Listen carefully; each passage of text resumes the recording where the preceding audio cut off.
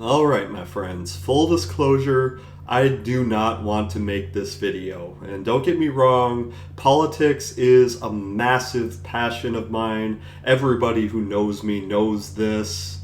I just have like so many other things going on in my life right now that I just don't have the bandwidth to deal with the lunacy that talking about politics brings.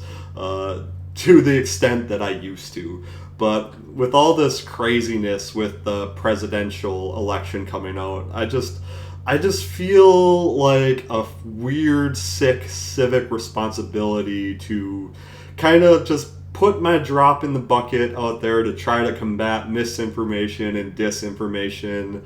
I need to take a swing to try to clear up some of this nonsense that people are saying. It's like when the presidential elections come around, it kind of feels like when you're that diehard sports fan and you're like kind of like dealing with all the people that only really pay attention to the Super Bowl or the NBA finals, etc. People are saying the craziest things, and you know how it is. So let's get right to it.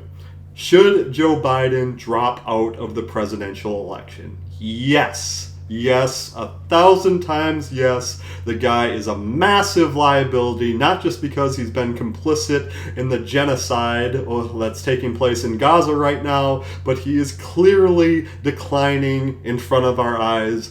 Honestly, I thought that was pretty clear 4 years ago, but he is a massive liability. That being said, if it comes down to Trump versus Biden, Biden is still clearly the lesser evil of the two, and it's probably pretty important that we vote for him anyway. And I know that's insane. Like, he could literally die right now, and they could pull a weekend at Bernie's type of deal and just not tell anyone that he's passed away, and it would still be less detrimental if the corpse of Joe Biden was elected president than Donald Trump. And why do I say that? Number one, because presidents do not rule the world. Presidents appoint coalitions to help rule for them. You are not simply electing Joe Biden or Donald Trump. You are electing a coalition of people that they would appoint. And that does not diminish the unique threat that Donald Trump poses to the country because he is such a uniquely corrupt individual. Because, like, for example, you've seen Project 2025 by now, and Trump claims that he has nothing to do with that.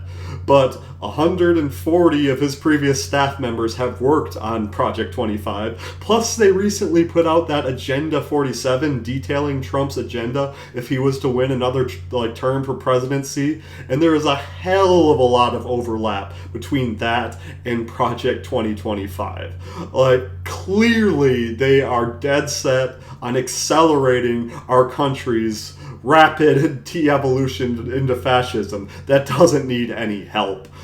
The difficulty is the Democratic Party is making it so difficult for us to articulate this very clear message to anyone paying attention because they're just so snobby. Like, who are the faces of the Democratic Party? Joe Biden, Nancy Pelosi, Chuck Schumer, etc. They're just like the oldest, most elite, snobbiest motherfuckers. Like, they do not make you feel good about voting for them. And the problem with the two-party system, at least the way it's oriented in America, is both parties are incredibly far right-wing, and the Democratic Party is actually way closer in ideology to the Republican Party than they are to anyone even remotely on the left. So saying that, why do I say that it's important to still vote for the Democratic Party? And the reason is that it creates the most likelihood that you will actually see positive change in this country, as little as the chances are. The Democrats are center to far right, and the Republicans are incredibly far right. The trajectory the Democratic Party wants to lead the country in is ever so slowly inching towards the center at a snail's pace. They don't do nearly as much as they should to get us there. there, whereas the Republicans want to very swiftly move the country towards further to the right to fascist authoritarianism. That is, again, it should be the easiest slam dunk to articulate this to the American public, but we have this octogenarian as the face of the Democratic Party struggling to put a sentence together, and it makes it so hard to relay this message. That's why Biden needs to drop out. It's not because we really need him at his best to perform the duties of the President of the United States. He has handlers, and I know that sounds messed up. It's because it is. But he has people in place even if he couldn't really do the job. It's because of the unique danger that the Republican Party possesses. But it's hard to articulate to the average American because I feel like a lot of people, like, the furthest they understand about politics is they're like, well, prices have gone up significantly over the last couple of years, and Joe Biden has been the president. Therefore, Biden has caused prices to go up, and if I make a change and vote for Trump, the prices will go down. If you even remotely understand politics, you know this is obscenely incorrect. Because, like, for one, like, the prices of everything going up has been caused by corporations just arbitrarily jacking the prices up as their profits have skyrocketed. There is a very little chance that the Democratic Party will do anything about that. But there is a 0% chance that Republicans will do anything about that. The kind of solutions to that kind of problem are like price controls and windfall taxes, which, mind you, like I said, I don't think the Democrats are going to do it, but that is left-wing in nature. You're not going to have those kinds of solutions implemented by wannabe fascists. It's just not going to happen. But again, people don't understand politics to the extent that they should, so these lazy narratives form. So to the question, why don't we just vote third party? And mind you, I am somebody who has voted third party in the presidential election multiple times. So I'm sympathetic to this question, to this school of thought, but again, I think it kind of misunderstands the way that American politics are orientated. Like, everything is about coalitions. So even if all kinds of people decide that they're going to vote third party, and a third party candidate wins the presidential election, what do you think happens? They have no allies in Congress. They have no coalition to work with. And mind you, they would be able to, like, enact some changes via executive authority, but to make the most meaningful changes, they would need allies in Congress, which they will not have without a Republican or Democratic affiliation. The reason why it makes more sense to vote for the political party that most aligns with your affiliation of the major two is because there's no litmus test for what constitutes a Democrat or what constitutes a Republican.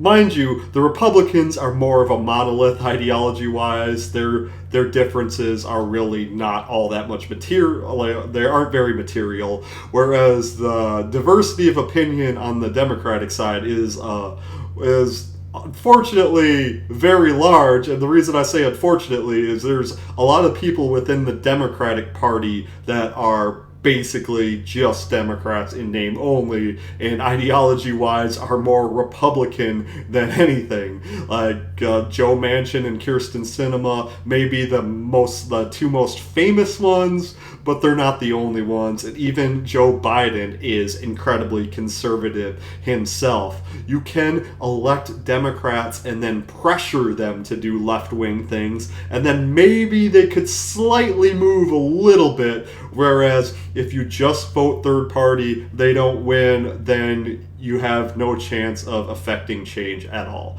It's better to look at your vote as not an expression of yourself, but rather a tool that you wield to get the best results possible. And I know it doesn't make sense, and I hate that terminology. They're like, well, a vote for insert third party is a wasted vote. That always felt very gaslighting to me.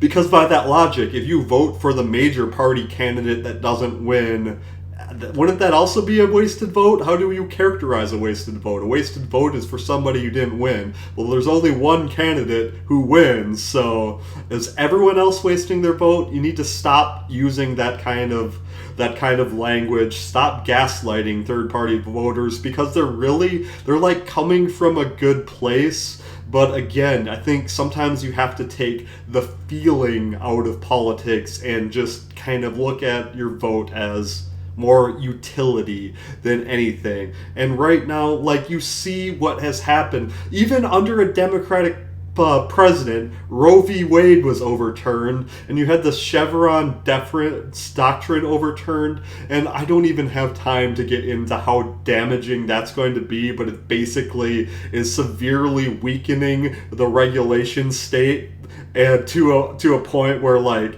you're not going to be able to sue companies if they poison your food in the future. Like, it is some very scary things. There are some very scary things happening. Like, there's voter suppression laws in states all over the country. There's laws all over state legislatures banning trans-affirming care, well, gender-affirming care for trans people. Like, what the conservatives are doing to this country is incredibly scary. And that's why Biden needs to drop out. There cannot be this confusion. Yes, I understand that the corpse of Biden is better than a vibrant Trump. And given Trump isn't vibrant and is also declining cognitively, but that doesn't matter, because you can't ask the average American to process that. We are a uniquely politically illiterate people. It's just the bottom line. So Biden has to make it easier to articulate this message by dropping out. And of course, the most logical replacement would be the Vice President Kamala Harris, because for one, it's a lot less messy in terms of like where she can more easily access the campaign finances that have been donated to the Biden campaign, because her name is already on the ticket. And of course, there's the appeal for being a woman of color that you can't deny, and I think it makes the Republican attack ads against her, I think they're going to show their ass, and they're going to make a whole bunch of like racist campaign ads calling her a DEI hire or whatever racist trope they're using at the time. Like, it's going to be a lot easier to expose the Republican Party for who they are if Kamala Harris was the messenger. And that's the main thing that the president is. They are a messenger. And we need a strong messenger to beat back the random acceleration to fascism in this country. So I'll leave it at that. But the moral of the story is just ignore all the stupid shit that people are saying on Facebook. Yes, Biden's decline is a problem. That's not a reason to vote for a fucking fascist. Say no to fascism, kids. I'll talk to y'all later.